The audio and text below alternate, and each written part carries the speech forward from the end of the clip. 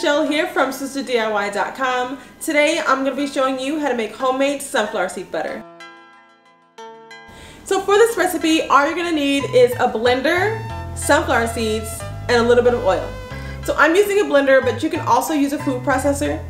You're also going to need some sunflower seeds. Now I'm using raw sunflower seeds.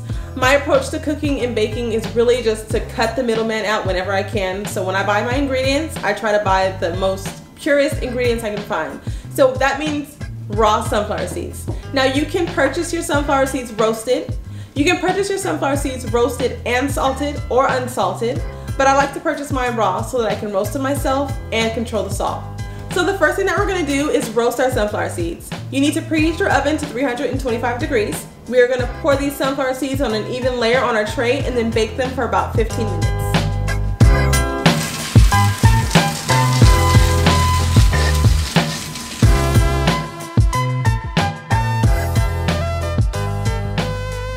Alright, so our sunflower seeds are roasted. I allow them to cool for about 10 minutes. It's much easier to work with them when they're warm. The sunflower seed butter will come together so much faster. So we're going to transfer all of our seeds to our blender without making too big of a mess.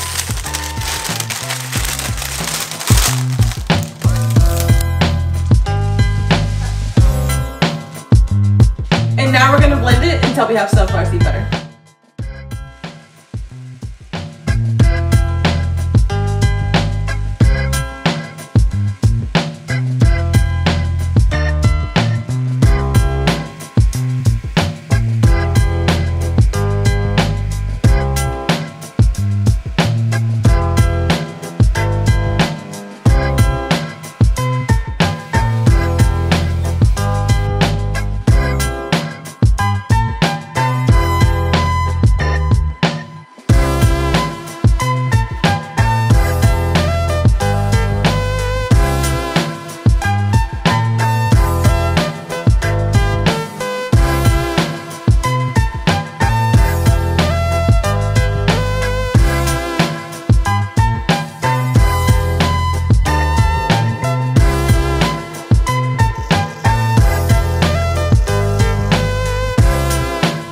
Alright, so our sunflower seed butter is done. It is super creamy.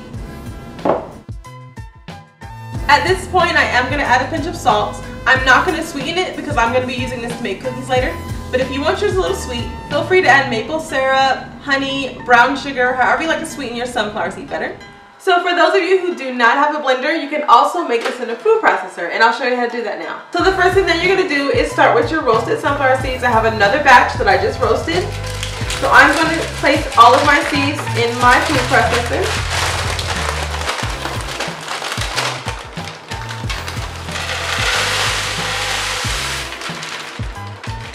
Now it is going to take a little bit longer to come together than it did with the blender. So you're going to want to be patient. So I also have my sunflower seed oil here, but I'm not going to pour it in until it starts coming together. So let's get started.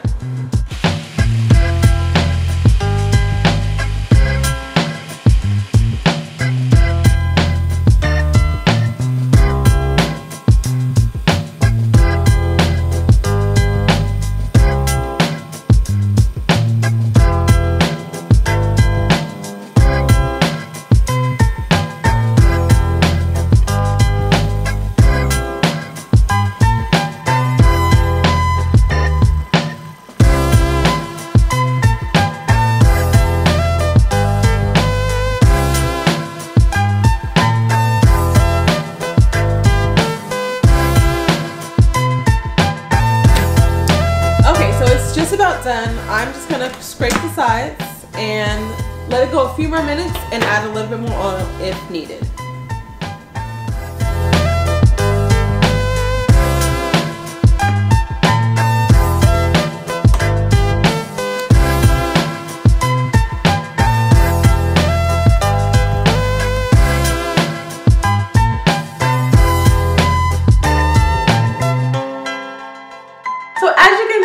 If you don't have a blender, you can definitely make this in a food processor. It does take a little bit longer to come together, but it tastes just as good and it comes out just as creamy. So I hope that you enjoyed this video. Thank you so much for watching, and I'll see you on the next one.